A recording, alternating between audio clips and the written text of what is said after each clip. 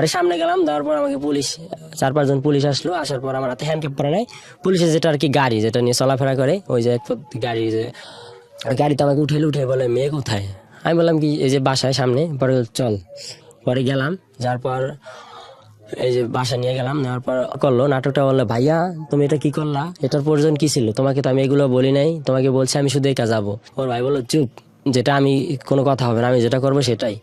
পরে এখানে পুলিশে এর মধ্যে হঠাৎ করে আমাকে হ্যান্ডকাপ পরে ফেলাইছে। এখন পুলিশের সামনে তো আর কেউ আসে না, পুলিশ ভাবছে যে কেউ হয়তো বলছে কেউ মামলা বা অনেক কোনো ঝামেলা বা এরকম কিছু, এই জন্য আর পুলিশ কেউ আসে না। আর আমার ফ্যামিলি, আমার ওখানে যারা আত্মীয় ছিল তারা কেউ শুনে আর আসে না, বলছে ও শিক্ষা পাক, ভাবছে যে মামলা ঠামলা না অন্য কোনো ঝামেলা হয়েছে। তা আমাকে যাত্রাবাড়ি থানায় নিয়ে আসছে।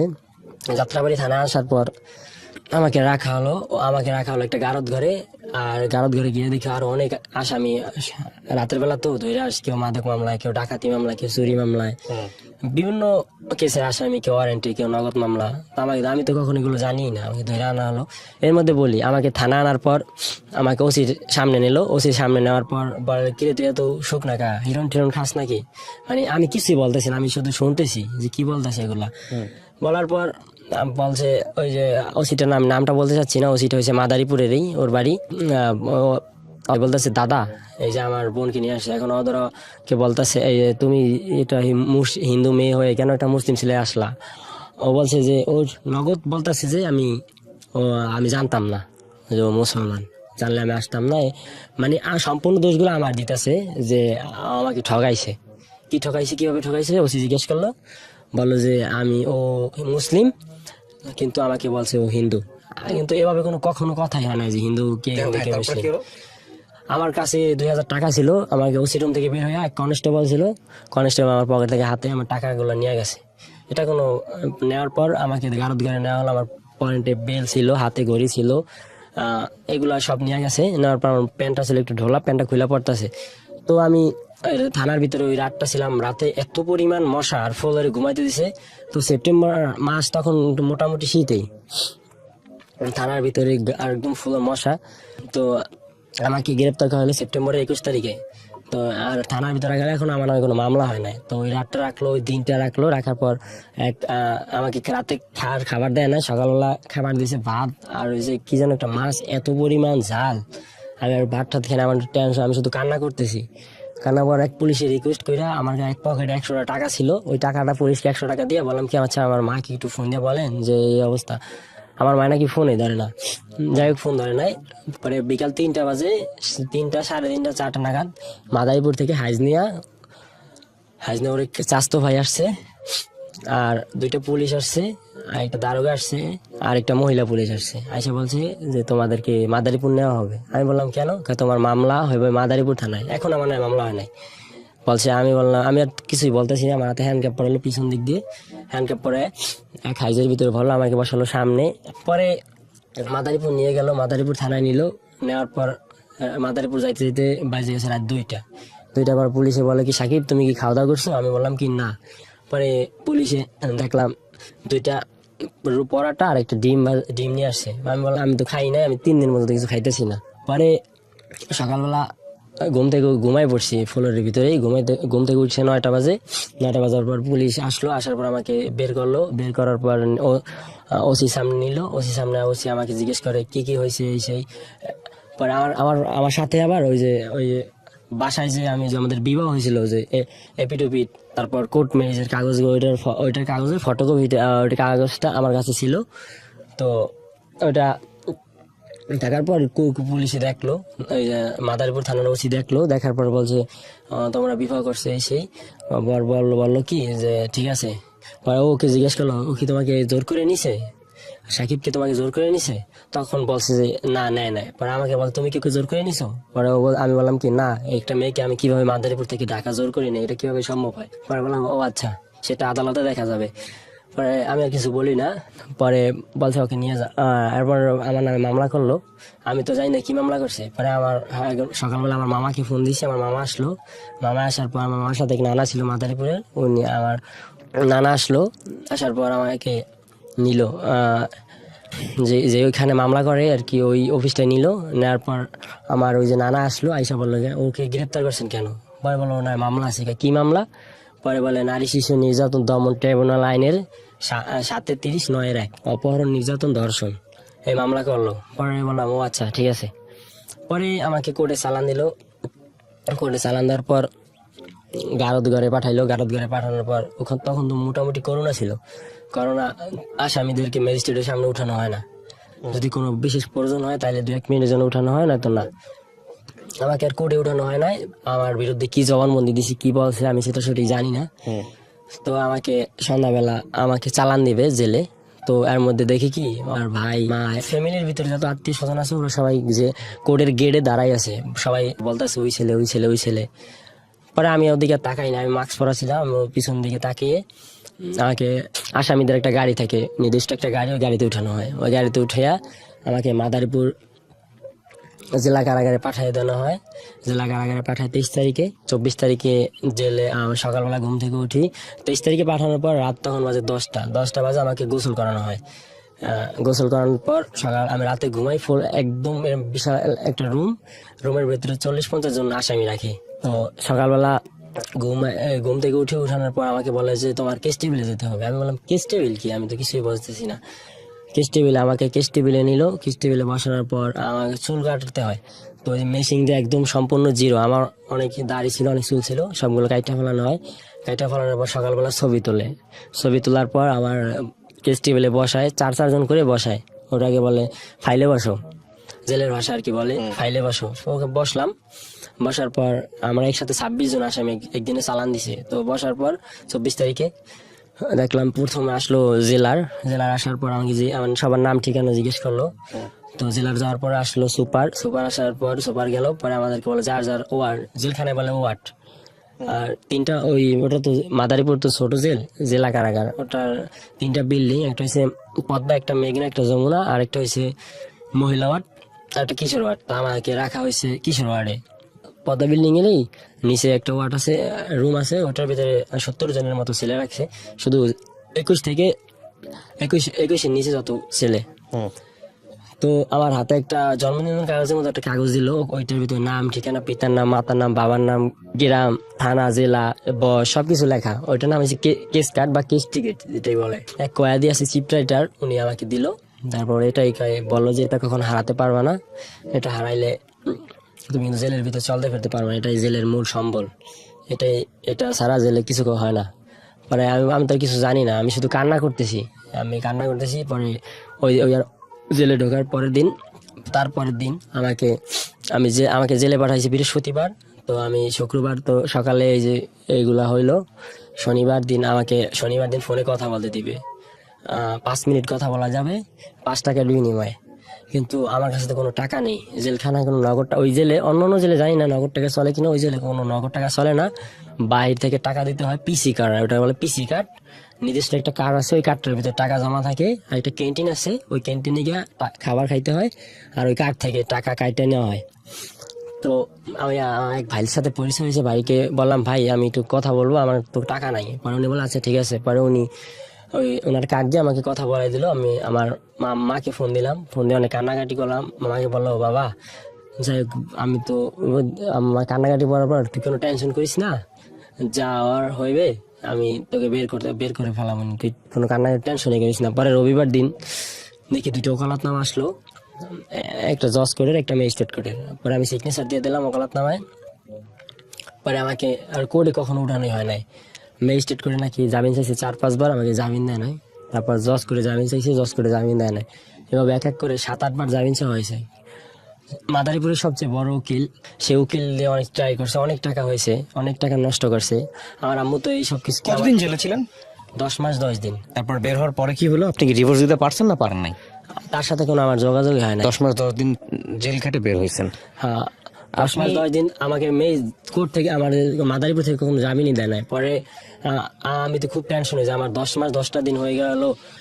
আমি আর ইন্টারটেল যাচ্ছি না, আমি শুধু একটা জিনিস আপনাকে কয়েকটা জিনিস কোশ্চেন করি, সেটা হচ্ছে মেয়েটার সঙ্গে আপনার এরপর আর কোনো যোগাযোগ হয় নাই? যোগাযোগ হয় নাই। ওর ভাই আমাকে কল দিয়েছিল বের হওয়ার পর।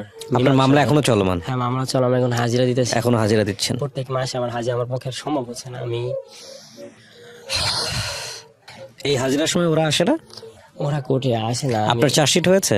হ্যাঁ চার্জ গঠন হয়েছে, চার্জশিটের দিয়ে দিচ্ছে, সাবমিট করেছে? চার্জশিট দিছে মামলার 3 মাস পরে, এখন মামলার চার্জ গঠন হয়ে গেছে। আমাকে কোর্টের যে পিপি উনি জিজ্ঞেস করছে আপনি কি নারী শিশু নির্যাতন দমন ট্রাইব্যুনাল আইনে 7-30-9-1 এত ধারায় আপনি জনাবা হোস্টে পিতা মৃত্যু আর মামলা করেছে, মামলার বাদী হয়েছে ওর মার নাম হচ্ছে ঘোষ, উনি নিজে বাদী হয়ে আমার নামে মামলা করছে। হ্যাঁ, তো আপনাকে কি বলেছে? বলছে আপনাকে 7-30-9-1 ধারায় নারী শিশু নির্যাতন দমন ট্রাইব্যুনাল আইনের অধরা ঘোষকে আপনি তার ইচ্ছার বিরুদ্ধে জোর করে অপহরণ করে ধর্ষণ করছেন, আপনি কি নির্দোষ না দোষী, দোষী না নির্দোষ? আমি বললাম যে নির্দোষ। আপনি কি এর বিচার চান? পরে আমি বললাম হ্যাঁ।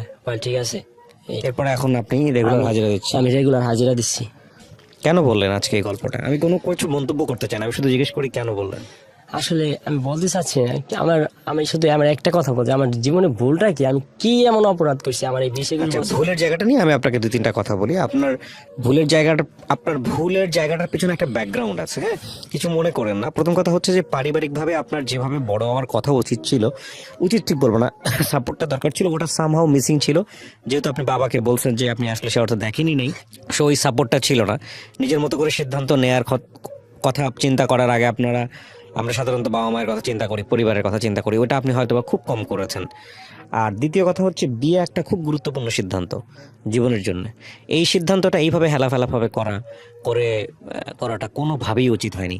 একটা মেয়ে সে ইমোশনালি ধর্ম চেঞ্জ করে আপনাকে বিয়ে করছে, আবার ইমোশনালি বের হয়ে যাচ্ছে, এই মেয়েটা বিয়ের পরে এরকম একটা ঘটনা ঘটালে সেটা আপনার জন্য কতটা ভয়ঙ্কর হতে পারে এটা তো চিন্তার বাইরে। এখন আপনার জন্য যে জেলটা যদি হয়ে যায়, আল্লাহ না করুক, কত বছর আপনাকে জেলে থাকতে হবে, কত বছর আপনাকে জেলের ঘানি টানতে হবে একমাত্র আল্লাহ জানে। আমি জেল থেকে বের হয়ে আমি ভালো নেই, আমি 3-4 বার আত্মহত্যা করতে গেছি, আমি আত্মহত্যা করতে পারতে আমার ফ্রেন্ড আমাকে বাঁচাইছে, আমার ফ্যামিলি আমাকে বাঁচাইছে।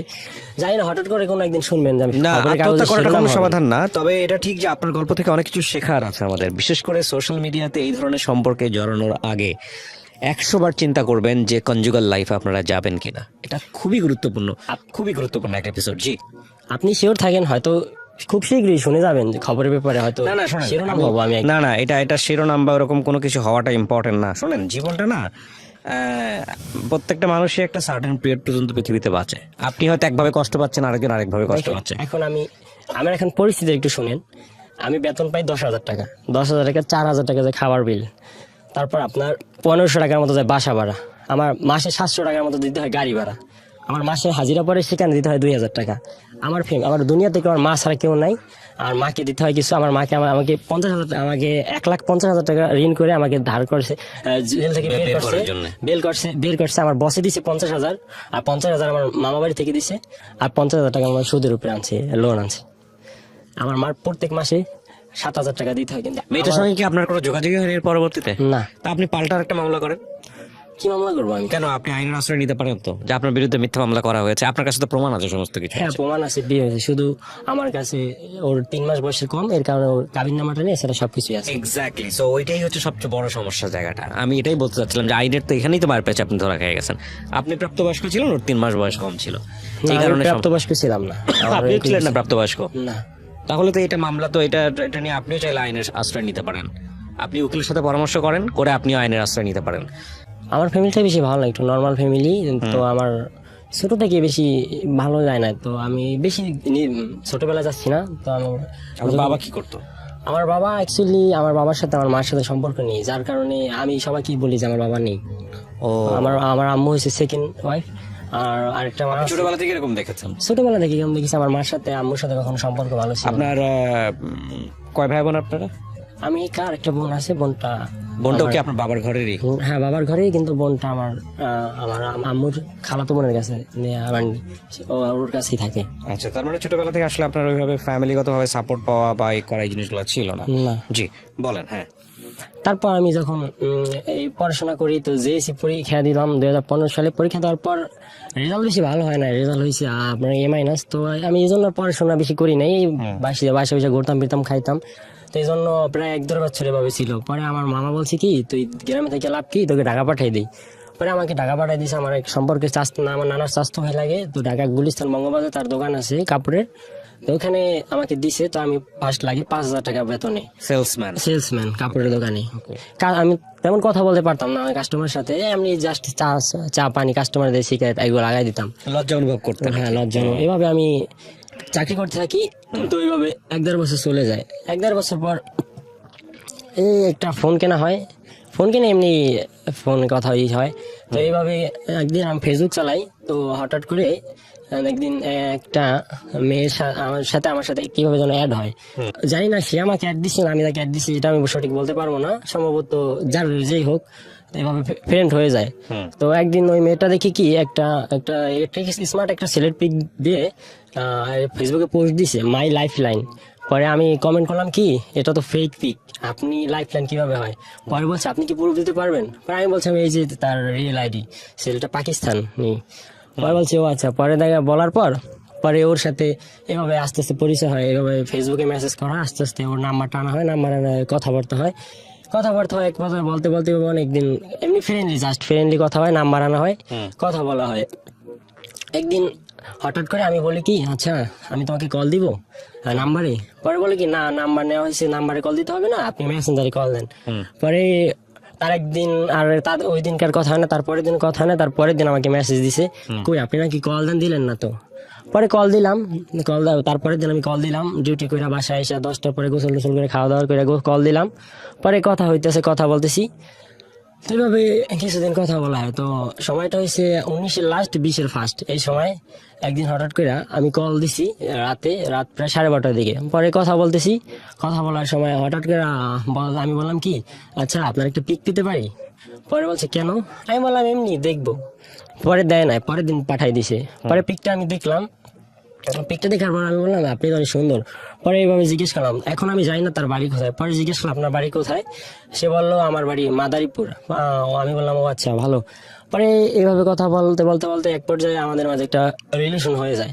তো রিলেশন হয়ে যায়, কিন্তু ও তো হিন্দু আর আমি তো মুসলিম, কিন্তু ও জানে না যে আমি মুসলিম আর আমি জানি না ও হিন্দু, কারণ এই টপিক নিয়ে কখনো কথা হয় নাই। তো এইভাবে আস্তে আস্তে রিলেশনটা হয়ে যায়। রিলেশন হওয়ার পর বেশ কিছুদিন এভাবে যায়, বেশ যাওয়ার পর হঠাৎ করে একদিন আমি বললাম কি আচ্ছা আমি তোমার সাথে দেখা করব। ও বলছে কখনো দেখা করেন নাই? না, এখনো দেখা করি না, এমনি ফোনে ভিডিও কলে কথা হয়। আমি বললাম, ও বললে আচ্ছা কোথায় দেখা করবো? তখন জানতেন আপনি ওর ধর্ম আলাদা, আপনার ধর্ম আলাদা? না, এখন আমি জানতাম না, তখনও জানতাম না। ওর নাম ও আমাকে বলছে পায়েল, কিন্তু ওর অরিজিনাল নাম হয়েছে অধরা ওরফে পিয়া। তো এইভাবে আমি বললাম কি আচ্ছা ঠিক আছে। পরে ও বলছে যে আচ্ছা তুমি শিবচর আসো। আমি বললাম শিবচরটা কোথায় আবার? পরে আমার এক ফ্রেন্ড আছে, ওর বাড়ি মাদারীপুর, ওকে জিজ্ঞেস করলাম। পরে আমি তখন তো আর পদ্মা সেতু হয় নাই, তখন আমি ওর সাথে দেখা করতে যাই, ও শিবচর 5 চর আসে। তো ওই দিনকে আমি প্রায় 9টার ভিতরে শিবচর গিয়ে পৌঁছাই। তো শিবচর গিয়ে পৌঁছানোর পর ওর সাথে এভাবে সারা প্রায় সকাল থেকে সন্ধ্যা পর্যন্ত ছিলাম। শিবচর, 5 চর, তারপর সূর্যনগর, আরো অনেক জায়গা আছে এই এলাকায়, রেস্টুরেন্টে ঘোরাফেরা হয়। তো ঘোরাফেরা আসার পর আমরা বাড়ি আসি, দুজন ওর বাড়ি চলে যায়, আমি ঢাকায় এসে পড়ি। ঢাকায় আসার পর একদিন হঠাৎ করে ওর সাথে আমি প্রায় 3-4 দিন আমি কথা বলা বন্ধ করে দিই। বন্ধ করে দেওয়ার পর আমি জাস্ট দেখতেছিলাম যে আমায় কতটা ভালোবাসে, কতটা মিস করে। হ্যাঁ, পরে দেখি যে 3-4 দিন পর ফোন দিয়ে কান্নাকাটি করতেছে সেই। তো এভাবে আরো রিলেশন হয়ে যায়। পরে আবার আরেকদিন দেখা করি, ওই শিবচরে গিয়া দেখা করে বাসায় আসি। তো বাসায় আসার পর হঠাৎ করে আমি ওর কাছে আমাদের মাঝে কিছু নেগেটিভ পিক আসা নেয়, ও আমার নেগেটিভ নেয়, আমি কিছু ওকে নেগেটিভ পিক দিই, এভাবে হওয়ার পর ও অ্যাকচুয়ালি অনেক ফোন, আমি বলতে চাচ্ছি না ডাইরেক্টলি, ফোনের ভিতরে ভিডিও কলে মানে অনেক অনৈতিক সম্পর্ক হয়। তো যাই হোক এভাবে কিছুদিন হয়ে, তো এর মধ্যে চলে আসছে ঈদ। তা রিলেশনটা আমি এখনো জানি না যে ও হিন্দু আর আমি যাই, ও জানে না আমি মুসলিম। গ্রামের বাড়ি যাই, গ্রামের বাড়ি যাওয়ার পর ঈদের 3-4 দিন পর, 3 দিন না 4 দিন পর শুক্রবার আসে। আমি তো শুক্রবার নামাজ পড়তে যাবো, তো ওর সাথে কথা বলতে থাকি, কথা বলি। পরে কথা বলার পর 11টা বাজে ফোন কাটতে দিই। পরে আমি গোসল করতে যাই, গোসল করে নামাজ পড়তে যাবো, হঠাৎ করে ফোন দিছে। পরে আমি বললাম কি আচ্ছা তুমি রাখো, আমি নামাজে যাব। ও বলছে নামাজ মানে কি, তুমি কি বলতেছো এসব? আমি বলতেছি মানে কি, নামাজ পড়বো, আবার এখানে কি বলতেছি মানে কি? পরে বলছে তুমি নামাজ পড়বা কেন? ও আচ্ছা, এর মাঝে আমি কিছু কথা বলি। আমি মাঝে মাঝে ফোন দিলে ও জিজ্ঞেস করতো কেমন আছো, পরে বলতাম আলহামদুলিল্লাহ। ও বলতো আচ্ছা আলহামদুলিল্লাহ মানেটা কি, আমি কিছু বুঝতেছি না। আমি বলছিলাম আচ্ছা তো আলহামদুলিল্লাহ মানে তো আলহামদুলিল্লাহ আলহামদুলিল্লাহ মানে আমি ভালো আছি বা ভালো কিছু বা এরকম কিছু বোঝায়। পরে বলছো জানি না কি তুমি বলতেছো কি বুঝে আমি বুঝি না। পরে আমি বললাম যে নামাজ যাবো, পরে আচ্ছা বলছে কি আচ্ছা তুমি রাখো, তুমি কোথায় যেন যাবা যাও, ওখান থেকে এসে ফোন দিও। পরে আমি নামাজ পড়ে এসে ফোন দিলাম 2টা বাজে। ফোন দেওয়ার পর ও বলছে আচ্ছা একটা কথা বলবো। আমি বললাম কি? পরে বললো যে আচ্ছা তুমি কি হিন্দু না মুসলিম? পরে আমি বললাম আমি মুসলিম, কেন তুমি কি? পরে বললো ও কান্নাকাটি শুরু করে দিয়েছে। পরে আমি বললাম কান্নাকাটি মানে কি, আমি তুমি কি? আমি তো হিন্দু। পরে দুজনের ভিতরে অনেক কান্নাকাটি হয়। পরে ও বললো যে তুমি আমাকে আগে বলো না কেন? আমি বললাম যে তুমি আমাকে আগে বলো না কেন? তারপর এইভাবে আর ও আমার নাম্বার, আমার যত বড় ফেসবুক, ইমো, হোয়াটসঅ্যাপ, তারপর যেখানে মানে সম্ভব ইন্টারনেটের বা ফোন নাম্বার সব ব্লক লিস্টকে ফেলাই দেয়। পরে আমি 2-3 বার ফোন দেওয়ার ট্রাই করি, পরে আরো ফোন দেয় না, রেসপন্স করে না। পরে একদিন 10-15 দিন পর ও আমাকে হঠাৎ করে ফোন দিছে। ফোন দিয়া বলতেছে কি আচ্ছা যাই হয়েছে আমি তোমাকে বলতে কখনো পারবো না, আমি প্রয়োজনে আমার ধর্ম ত্যাগ করবো না। ও আমাকে বলে তুমি ধর্ম ত্যাগ করে হিন্দু হয়ে যাও। আমি বললাম কি দেখো এটা আমার পক্ষে কখনো সম্ভব না, প্রয়োজনে এইটা কি কখনো হয়? আর আমরা কি কোনো সেলিব্রিটি বা এরকম কিছু যে আমরা একটু সাধারণ ঘরের ছেলে, এগুলো কখনো আমাদের আশপাশের লোকজন মানবে না, বন্ধু বান্ধব মানবে না, এটা কখনো সম্ভবই না। পরে এভাবে এমনি জাস্ট কথা বলতে থাকি ফ্রেন্ডলি। পরে কয় কি আচ্ছা আমি মুসলিম হয়ে যাব। পরে কয় আমরা চলো বিয়ে করি। পরে আমি বললাম কি দেখো বিয়ে করব, আমি মাত্র জব করি 7-8-9 হাজার টাকা বেতনে, এটা কিভাবে সম্ভব? পরে ও কান্নাকাটি করতেছে, এই সেই আত্মহত্যা করবে, এই হাত কাটে, এই করে পাগলামি শুরু করছে, পাগলামি করে। তারপর আমি বললাম কি যে আমি বিয়ে করব, দেখো বিয়ে করতে ঢাকা বাড়িতে বাসা ভাড়া নিতে হয়, বাসা ভাড়া আগে অ্যাডভান্স করতে হয়, তারপর আমরা অনেক একটা বাসার জিনিসপত্র কিনতে হয়, তো আমার কাছে তো কিছুই নেই। আর আমি যা স্যালারি পাই তো আমি নিজে চলতে পারি না, আর আমার ফ্যামিলি ব্যাকগ্রাউন্ড বেশি ভালো না, আমার মা ছাড়া দুনিয়াতে কেউ নেই, আমার মাকে কিছু টাকা দিতে হয়, কিন্তু আমি এই 8,000 টাকা থেকেই যা পাই ওখান থেকে আমি বাসে আমি নিজে চলি আর আম্মুকে কিছু দেই। পরে ও বললো কি আচ্ছা আমি তোমাকে টাকা দিতেছি। ও বললো কি আমার হাতে একটা স্বর্ণের আংটি আছে, এই আংটিটা আমি কুরিয়ার করে পাঠাই। আমি বললাম যে কুরিয়ার করে আবার কিভাবে পাঠাবা? পরে বলছে তুমি দেখো। পরে সকালে বলছে, পরে বিকালে করলো কি ওই আংটিটা নাকি বিক্রি করছে ওর এই যে মাদারীপুরের স্বর্ণকার পট্টি না কোথায় জানো, বিক্রি করে আমাকে বল তুমি বিকাশ নাম্বার দাও। পরে বিকাশ নাম্বার দিলাম, পরে ও 8,000 টাকা পাঠাইছে। টাকা পাঠানোর পর আমি টাকাটা আমার কাছে রেখে আমি আবার ওর ঘুরেতেছি, বলছি আজকে না কালকে, কালকে না পরশু, দেখো হবে না কখনো।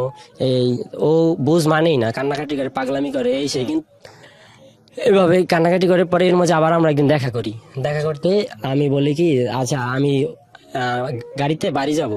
পরে বললাম আচ্ছা ঠিক আছে তুমি আসলে আসো আমরা দেখা করি। ও বললো কোথায়? মাদারীপুর। তো ও বলে আচ্ছা আমি ওখানে আসো, আমি তুমি ওখান থেকে নাইমো, ওখানে আমরা দেখা করি। পরে ওখানে 1-1.5 ঘন্টা দেখা হয়। পরে ওইখান থেকে আমি বাড়ি চলে যাই, বাড়ির থেকে আবার এর মাঝে চলে আসি কোরবানির ঈদ। কোরবানির ঈদে আমি কোরবানির আগে ছিল লকডাউন, তো কোরবানির 6-7 দিন আগে সম্ভবত লকডাউনটা খুলে দিয়েছে, আমার স্মরণ নেই।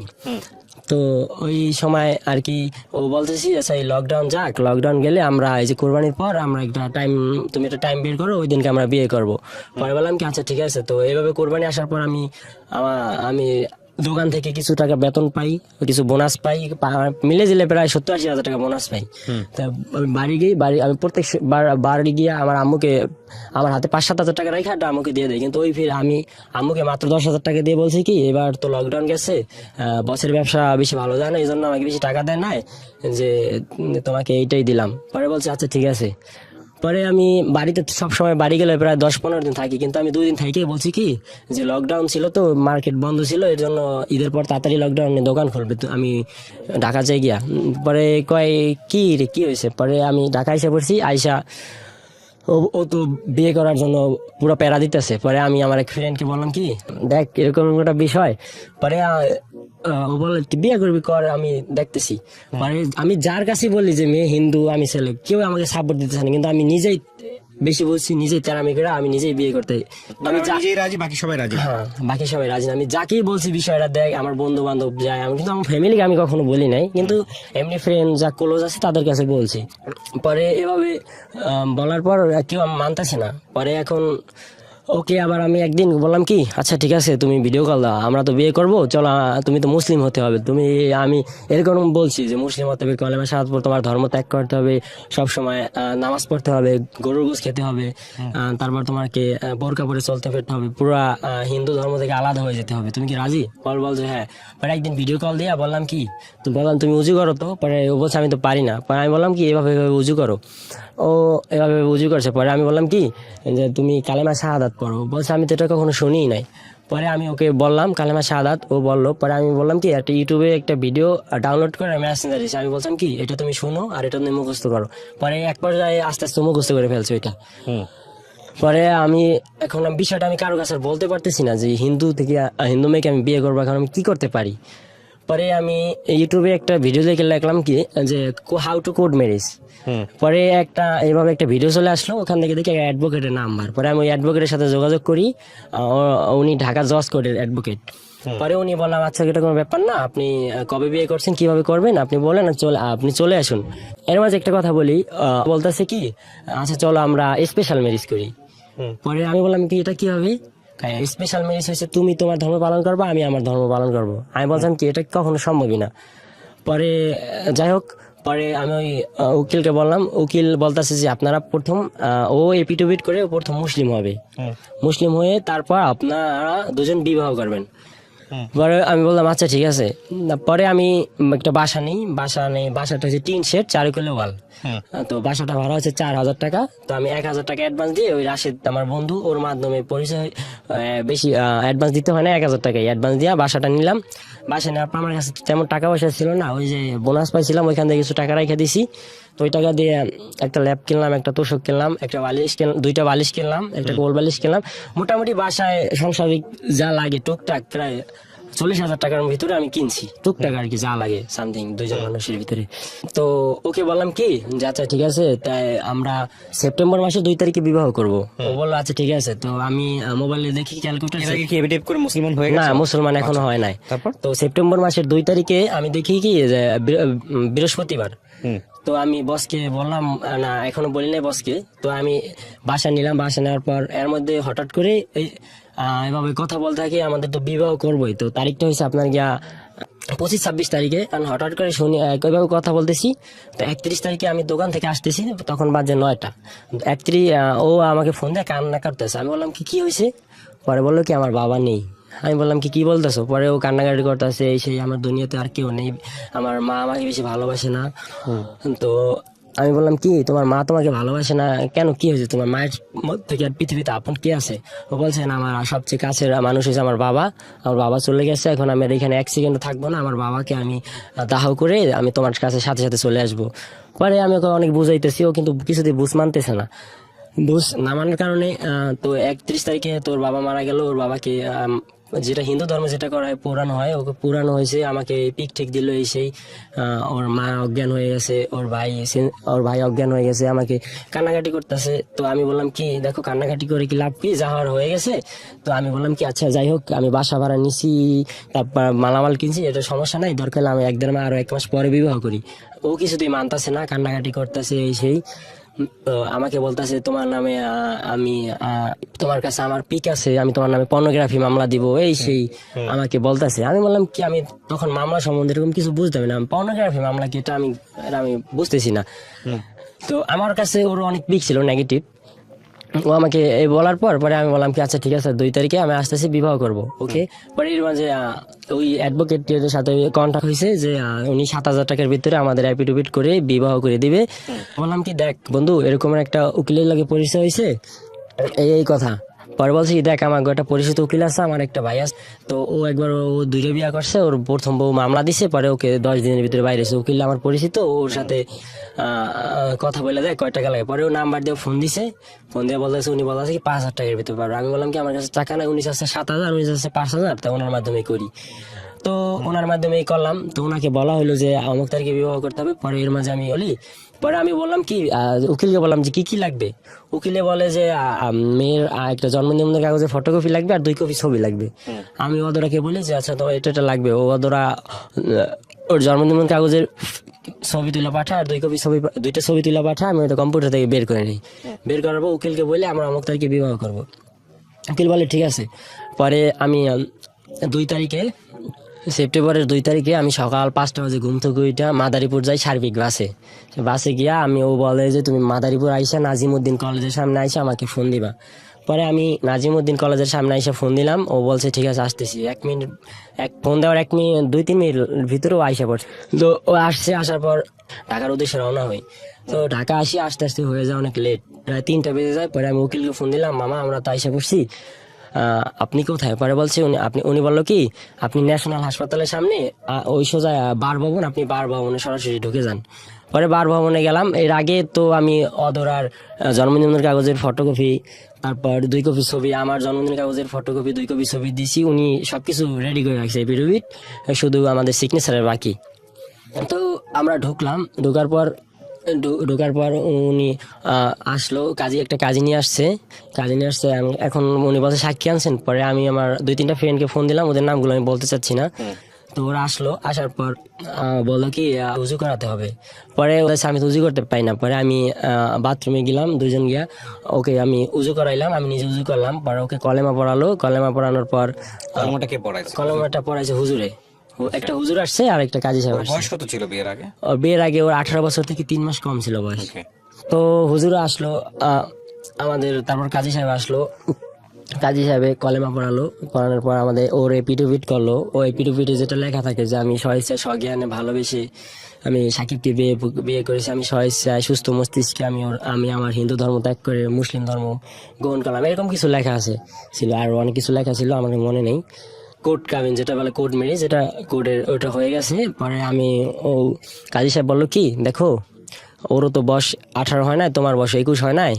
তো তোমার বয়স 21 হলো, তোমার বয়স জন্মদিন কাগজ 21 হয় না। আর ওর বয়স যদি 18 হয়, ওর বয়স জন্মদিন কাগজ অনুযায়ী 18 হয় নাই। ওর বয়স 3 মাস বাকি আছে। তুমি 3 মাস পর আমার কাছ থেকে কাবিন নামাটা নিয়ে নিও। পরে আমি বললাম আচ্ছা ঠিক আছে। পরে এভাবে বিয়ে হয়ে গেল। বিয়ে হওয়ার পর আমরা বাসায় আসি। বাসায় আসে আমরা রায়শা বাজার মোড় থেকে ওখান থেকে একটা রিক্সা নিয়ে একদম সোনিয়াকড়া বাসা নিই। সোনিয়াকড়া বকেট নামক একটা জায়গা, ওখানে বাসা নিই। বাসায় আসি। বাসায় আসার পর অনেকটা টায়ার্ড ছিল, ও তো জামা কাপড় কিছু আনে নাই। পরে আমার ওই যাদের বউ ওর গোসল করলো, গোসল করে জামা কাপড় পরলো। পরার পর ওই ভাবিটা অনেক চালাক, ভাবি জানতো আর কেউ জানতো না ওইখানে। তো জানার পর উনি গরুর গোস রান্না করছে। ওকে ফার্স্ট টাইম সন্ধ্যার মাগরিবের আজানের পর আমরা খাবার খাইলাম। তো আমাদেরকে সবাইকে একসাথে রাশেদ সহ আমরা সবাই একসাথে খাবার খাইতে বসলাম। সবাইকে গরু গোস দেওয়া হলো, ওকে গরু গোস দেওয়া হলো। প্রথম গরু গোস খাইছে, 2-3 টুকরো খাওয়ার পর 4 টুকরো আমার বমি করে দিছে। আমি বললাম কি হয়েছে? পরে বলছে কি দেখো আমি প্রথম টাইম খাচ্ছি, তো এটা আমার পক্ষে কেমন ভালো লাগতেছে না। সমস্যা নাই, আমি তো এখন মুসলিমে, আমি এখন তো কন্টিনিউ খাবো, আমি নিজে রান্না করে তোমাকে খাওয়াবো। পরে বললাম আচ্ছা ঠিক আছে। পরে খাওয়া দাওয়া করলাম। খাওয়া দাওয়া করার পর আমি আবার একটু বাইরে গেলাম। বাইরে যাওয়ার পর আমি 10 মিনিট থেকে আবার আইসা পড়ছি। আসার পর বাসা থেকে আর বের হই নাই। পরে ও বললো যে আমাকে জড়াই ধরে কান্নাকাটি করতেছে, দেখো তুমি ছাড়া দুনিয়াতে আর আমার কেউ নেই, এই সেই আমাকে কখনো ঠগাবা না তুমি, আমার বাবা নেই, আমি আমার মাকে ছাইরা তোমাকে চলে আসছি এখন, যে আমি আমার ধর্মতেও নেই, যে আমি আমার ফ্যামিলিগত বা কোনো ফ্রেন্ডলি সাপোর্ট পাবো। এখন তো কেবল তুমি আর আমার পিছনে দেয়াল ঠেকে গেছে, এখন আর সামনে শুধু তুমি, আমার ডানেও নেই, বামেও নেই, পিছনে নেই। এভাবে অনেক ইমোশনাল দিয়ে কথা বলতেছে। আমি বললাম, আমি আবার ওকে বুঝাইলাম। পরে এইভাবে আমাদের সংসার চলতেছে, এখনো রান্না করতে পারতেছি না। পরে আমি বললাম কি রান্না করতে পারো না? মাও তো জানে না আপনি বিয়ে? ওই দিনকে যায় না, 2-3 দিন পর জানে আর কি। Okay. 2-3 দিন পর ওই যে ওই এলাকায় আবার আমি আমার বসের বাসা, আমার মার স্বাস্থ্য ভাই ওর বাসা, মানে আমাদের আত্মীয় স্বজন, আমার নানার ফ্যামিলির ভিতরে যত আত্মীয় স্বজন তারা ওই এলাকায় অনেক আগে থেকে থাকে, অনেক লোকাল ওই এলাকারই। পরে আমার এর ভিতরে আমার আম্মু যাই না গেছে। আম্মু সরাসরি আমাকে ফোন দেন, আমার এক বন্ধুকে দিয়ে ফোন দেওয়া হয়েছে। ফোন দিয়ে আমাকে বলতেছে যে তোমার মা তোমাকে তেজ করে দিছে, তোমার সাথে আর কোনো কথা নাই। পরে আমার আম্মুকে ফোন দিয়েছে, আমার আম্মু আর ফোন ধরে না। পরে আমার মামিকে দিয়ে ফোন ধরে বললো কি যে তুমি তোমার মতো থাকো, আমরা আমার মতো থাকি, তুমি আর আমাদের বাড়ি আসবে না, তুমি তোমার মতো থাকো। পরে আমি দেখি কথা অনেক একজন এক এক কথা বলে, আমি কেউ সাপোর্ট দিচ্ছে না। গেলাম দোকানে, বসে বলতেছে কি আমার বস কেউ কিছু বলে না, আমার সাথে কেউ কথা বলে না।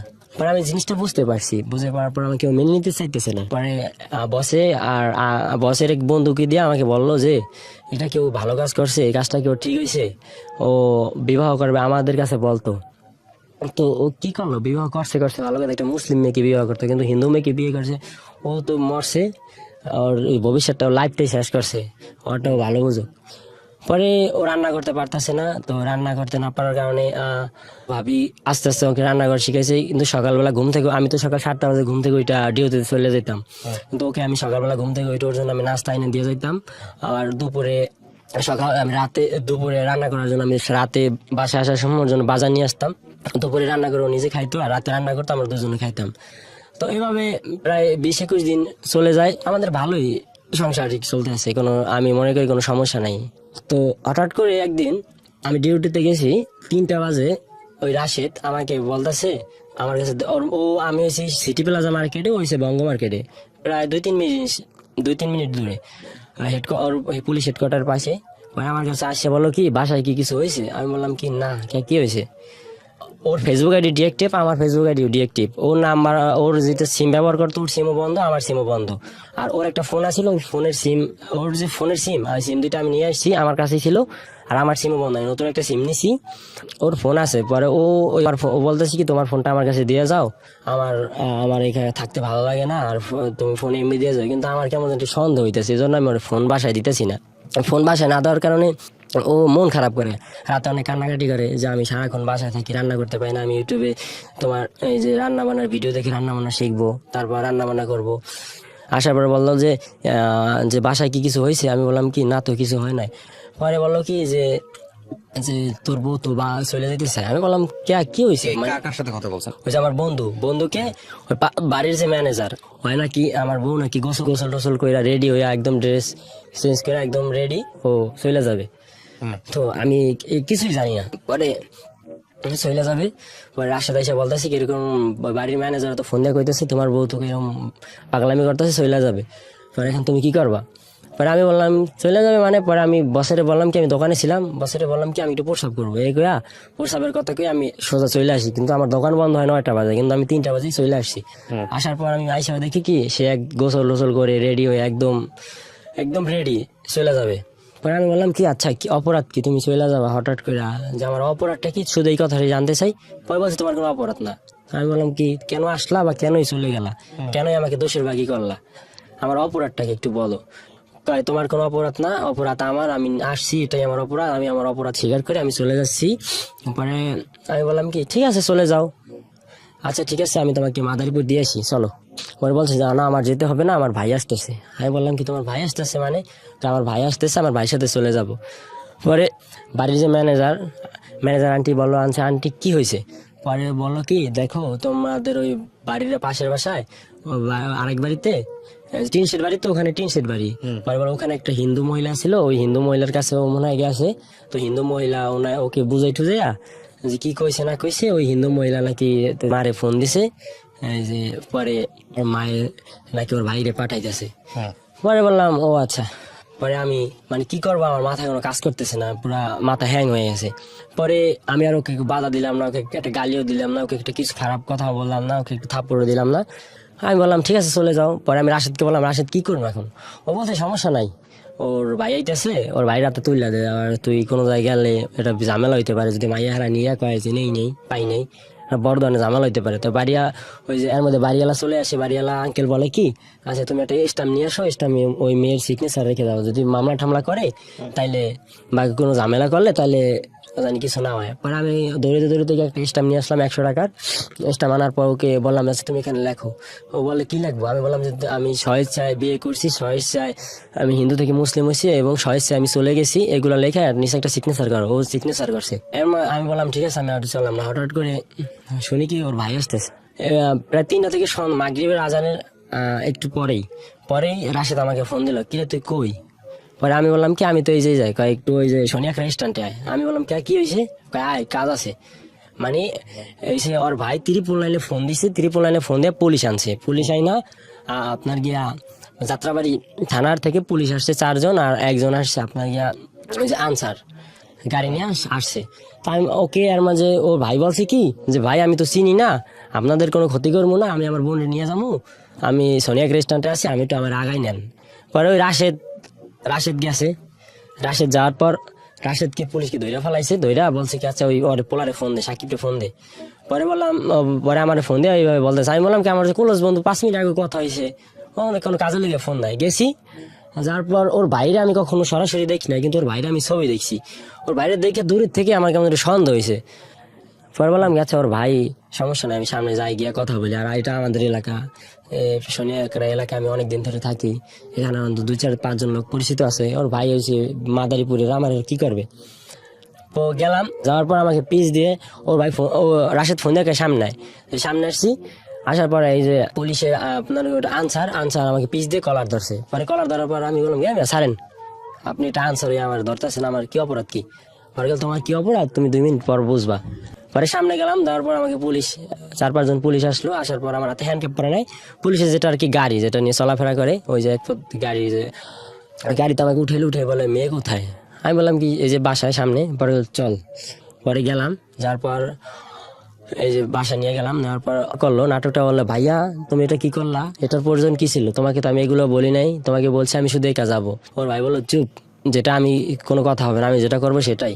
পরে এখানে পুলিশে এর মধ্যে হঠাৎ করে আমাকে হ্যান্ডকাপ পরে ফেলাইছে। এখন পুলিশের সামনে তো আর কেউ আসে না, পুলিশ ভাবছে যে কেউ হয়তো বলছে কেউ মামলা বা অনেক কোনো ঝামেলা বা এরকম কিছু, এই জন্য আর পুলিশ কেউ আসে না। আর আমার ফ্যামিলি, আমার ওখানে যারা আত্মীয় ছিল তারা কেউ শুনে আর আসে না, বলছে ও শিক্ষা পাক, ভাবছে যে মামলা ঠামলা না, অন্য কোনো ঝামেলা হয়েছে।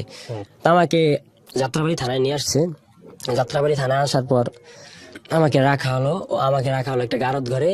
আর গারদ ঘরে গিয়ে দেখি আরো অনেক আসামি, রাতের বেলা তো ধরে আস, কেউ মাদক মামলায়, কেউ ডাকাতি মামলায়, কেউ চুরি মামলায়, বিভিন্ন কেসের আসামি, কেউ ওয়ারেন্টি, কেউ নগদ মামলা। আমি তো কখনো এগুলো জানি না, আমাকে ধরে আনা হলো। এর মধ্যে বলি, আমাকে থানা আনার পর আমাকে ওসির সামনে নিল। ওসির সামনে নেওয়ার পর বলে কিরে তুই এত শুক নাকা, হিরন টিরন খাস নাকি? মানে আমি কিছুই বলতেছি না, আমি শুধু শুনতেছি যে কি বলতেছে এগুলা। বলার পর বলছে, ওই যে ওসিটার নামটা বলতে চাচ্ছি না, ওসিটা হয়েছে মাদারীপুরেরই, ওর বাড়ি। বলতেছে দাদা এই যে আমার বোনকে নিয়ে আসছে, এখন ওদের কে বলতেছে এই যে তুমি এটা হিন্দু মেয়ে হয়ে কেন একটা মুসলিম ছেলে আসলা? ও বলছে যে ওর নগদ বলতেছে যে আমি জানতাম না যে ও মুসলমান, জানলে আমি আসতাম না। মানে সম্পূর্ণ দোষগুলো আমার দিতেছে, যে আমাকে ঠকাইছে। কিভাবে ঠকাইছে ওসি জিজ্ঞেস করলো, বললো যে ও মুসলিম, কিন্তু আমাকে বলছে ও হিন্দু। কিন্তু এভাবে কখনো কথাই হয় না যে হিন্দু কে মুসলিম। আমার কাছে 2000 টাকা ছিল, আমাকে ওসি রুম থেকে বের হয়ে এক কনস্টেবল ছিল, কনস্টেবল আমার পকেট থেকে হাতে আমার টাকাগুলো নিয়ে গেছে। এটা নেওয়ার পর আমাকে গারদ ঘরে নেওয়া হলো। আমার পয়েন্টে বেল ছিল, হাতে ঘড়ি ছিল, এগুলা সব নিয়ে গেছে। নেওয়ার পর আমার প্যান্টটা ছিল একটু ঢোলা, প্যান্টটা খুলে পড়তেছে। তো আমি থানার ভিতরে ওই রাতটা ছিলাম, রাতে এত পরিমাণ মশা আর ফ্লোরে ঘুমাইতে দিছে। তো সেপ্টেম্বর মাস, তখন মোটামুটি শীতেই, থানার ভিতরে আর একদম ফুল মশা। তো আমাকে গ্রেপ্তার করা হলো সেপ্টেম্বরের 21 তারিখে। তো আর থানার ভিতরে গেলে এখন আমার নামে কোনো মামলা হয় নাই। তো ওই রাতটা রাখলো, ওই দিনটা রাখলো, রাখার পর আমাকে রাতে খাবার দেয় না, সকালবেলা খাবার দিয়েছে ভাত আর ওই যে কি যেন একটা মাছ, এত পরিমাণ ঝাল। আমি আর ভাতটা খেয়ে আমার টেনশন, আমি শুধু কান্না করতেছি। কান্না পর এক পুলিশে রিকোয়েস্ট করে আমার এক পকেটে 100 টাকা ছিল, ওই টাকাটা পুলিশকে 100 টাকা দিয়ে বললাম কি আচ্ছা আমার মাকে একটু ফোন দিয়ে বলেন যে এই অবস্থা। আমার মা নাকি ফোনে ধরে না, যাই হোক ফোন ধরে নাই। পরে বিকাল 3টা বাজে, 3টা, 3:30, 4টা নাগাদ মাদারীপুর থেকে হাজনিয়া ওর চাস্তো ভাই আসছে, আর 2টা পুলিশ আসছে, আর একটা দারোগা আসছে, আর একটা মহিলা পুলিশ আসছে। আইসা বলছে যে তোমাদেরকে মাদারীপুর নেওয়া হবে। আমি বললাম কেন? তোমার মামলা হইবে মাদারীপুর থানায়। এখন আমার মামলা হয় নাই বলছে। আমি বললাম, আমি আর কিছুই বলতেছি না, আমার হাতে হ্যান্ডকাপ পরালো পিছন দিক দিয়ে, হ্যান্ডকাপ পরে এক হাইজের ভিতরে ভরলো, আমাকে বসালো সামনে। পরে মাদারীপুর নিয়ে গেল, মাদারীপুর থানায় নিল। নেওয়ার পর মাদারীপুর যাইতে যেতে বাজে গেছে রাত 2টা। পর পুলিশে বলে কি সাকিব তুমি কি খাওয়া দাওয়া করছো? আমি বললাম কি না। পরে পুলিশে দেখলাম 2টা পরাটা আর একটা ডিম নিয়ে আসছে। আমি বললাম আমি তো খাই নাই, আমি 3 দিন মতো কিছু খাইতেছি না। পরে সকালবেলা ঘুম থেকে ঘুমাই পড়ছি ফ্লোরের ভিতরেই, ঘুম থেকে উঠছে 9টা বাজে।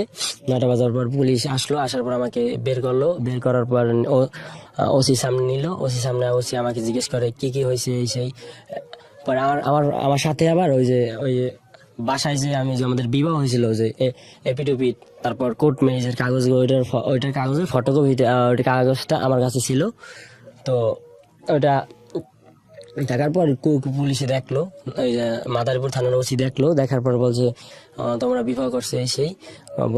বললো কি যে ঠিক আছে। পরে ওকে জিজ্ঞেস করলো, ও কি তোমাকে জোর করে নিছে, সাকিবকে তোমাকে জোর করে নিছে? তখন বলছে যে না, নেয় নাই। পরে আমাকে বল, তুমি কি ওকে জোর করে নিছো? পরে আমি বললাম কি না, একটা মেয়েকে আমি কিভাবে মাদারীপুর থেকে ঢাকা জোর করে নিই, এটা কিভাবে সম্ভব হয়? পরে বললাম ও আচ্ছা, সেটা আদালতে দেখা যাবে। পরে আমি আর কিছু বলি না। পরে বলছে ওকে নিয়ে যা। এরপর আমার নামে মামলা করলো। আমি তো জানি না কি মামলা করছে। পরে আমার সকালবেলা আমার মামাকে ফোন দিয়েছে, আমার মামা আসলো। মামা আসার পর আমার মামার সাথে এক নানা ছিল মাদারীপুরের, উনি আমার নানা আসলো। আসার পর আমাকে নিল, যে যে ওইখানে মামলা করে আর কি, ওই অফিসটাই নিল। নেওয়ার পর আমার ওই যে নানা আসলো, আইসা বললো ওকে গ্রেপ্তার করছেন কেন? পরে বললো না মামলা আছে। কি মামলা? পরে বলে নারী শিশু নির্যাতন দমন ট্রাইব্যুনাল আইনের 7-30-9-1 অপহরণ নির্যাতন ধর্ষণ, এই মামলা করলো। পরে বললাম ও আচ্ছা ঠিক আছে। পরে আমাকে কোর্টে চালান দিল। কোর্টে চালান দেওয়ার পর গারদঘরে পাঠাইলো। গারদঘরে পাঠানোর পর তখন তো মোটামুটি করোনা ছিল। করোনা আসামিদেরকে ম্যাজিস্ট্রেটের সামনে উঠানো হয় না, যদি কোনো বিশেষ প্রয়োজন হয় তাহলে 2-1 মিনিটের জন্য উঠানো হয়, না তো না। আমাকে আর কোর্টে উঠানো হয় নাই। আমার বিরুদ্ধে কি জবানবন্দি দিছি, কি বলছে আমি সেটা সঠিক জানি না। তো আমাকে সন্ধ্যাবেলা আমাকে চালান দিবে জেলে। তো এর মধ্যে দেখি কি আমার ভাই মা ফ্যামিলির ভিতরে যত আত্মীয় স্বজন আছে ওরা সবাই যে কোর্টের গেটে দাঁড়াই আছে, সবাই বলতেছে ওই ছেলে ওই ছেলে ওই ছেলে। পরে আমি ওদিকে তাকাই না, আমি মাস্ক পরা ছিলাম, আমি পিছন দিকে তাকিয়ে আমাকে আসামিদের একটা গাড়ি থেকে, নির্দিষ্ট একটা গাড়ি, ওই গাড়িতে উঠানো হয়। ওই গাড়িতে উঠাইয়া আমাকে মাদারীপুর জেলা কারাগারে পাঠিয়ে দেওয়া হয়। জেলা কারাগারে পাঠায় 23 তারিখে। 24 তারিখে জেলে সকালবেলা ঘুম থেকে উঠি। 23 তারিখে পাঠানোর পর রাত তখন বাজে 10টা বাজে, আমাকে গোসল করানো হয়। গোসল করানোর পর আমি রাতে ঘুমাই ফুল, একদম বিশাল একটা রুমের ভিতরে 40-50 জন আসামি রাখি। তো সকালবেলা ঘুম থেকে উঠানোর পর আমাকে বলে যে তোমার কেস টেবিলে যেতে হবে। আমি বললাম কেস টেবিল কি, আমি তো কিছুই বুঝতেছি না। আমাকে কেস টেবিলে নিল। কেস টেবিলে বসানোর পর আমাকে চুল কাটতে হয়। তো ওই মেশিন দিয়ে একদম সম্পূর্ণ জিরো, আমার অনেক দাড়ি ছিল, অনেক চুল ছিল, সবগুলো কাইটা ফেলানো হয়। কাইটা ফেলানোর পর সকালবেলা ছবি তোলার পর আমার কেস টেবিলে বসায়, 4-4 জন করে বসায়। ওটাকে বলে ফাইলে বসো, জেলের ভাষা আর কি বলে ফাইলে বসো। ওকে বসলাম। বসার পর আমরা একসাথে 26 জন আসামি একদিনে চালান দিছে। তো বসার পর 24 তারিখে দেখলাম প্রথমে আসলো জেলার আসার পর আমাকে আমার সবার নাম ঠিকানা জিজ্ঞেস করলো। তো জেলার যাওয়ার পর আসলো সুপার আসার পর সুপার গেল। পরে আমাদেরকে বলে যার ওয়ার্ড, জেলখানায় বলে ওয়ার্ড। আর 3টা ওটা তো মাদারীপুর তো ছোট জেলা কারাগার, ওটার 3টা বিল্ডিং, একটা হচ্ছে পদ্মা, একটা মেঘনা, একটা যমুনা, আর একটা হচ্ছে মহিলা ওয়ার্ড, আর একটা কিশোর ওয়ার্ড। তো আমাকে রাখা হয়েছে কিশোর ওয়ার্ডে। পদ্মা বিল্ডিং এরই নিচে একটা ওয়ার্ড আছে, রুম আছে, ওটার ভিতরে 70 জনের মতো ছেলে রাখছে, শুধু 21-21 নিচে যত ছেলে।